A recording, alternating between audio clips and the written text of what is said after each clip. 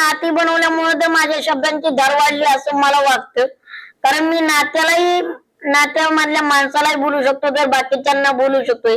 मी निक्की जरी माझी सख्खी बहीण असली तरी निक्कीताईला मी कायम चुकीच्या गोष्टींना कधीच सपोर्ट केला नाही. कायम तिला चुकीच्या गोष्टी होत्या ते पटत होतो. चुकीच्या गोष्टींचं समर्थन मी केलं नाही. तू इथं चुकतेस, तू तिथं बरोबर नाहीस, तू तिथं बरोबर आहे, तिथं चुकीचं आहे, कायम सांगत आलेलो आहे.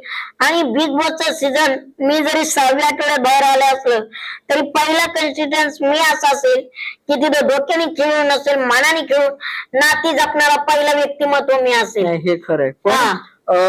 आणि सगळ्यात महत्वाचा नात्यांचा गैरवापर मी कधीच केला नाही की नाते टिकवायसाठी या नात्याचा मी असा वापर करतोय तसा वापर करतोय. पहिला व्यक्ती मी असा असेल की त्या नात्यांचं नातं सुद्धा निभावलंय. नाते केलं तर नातं निभावलं मी शेवटच्या श्वासापर्यंत.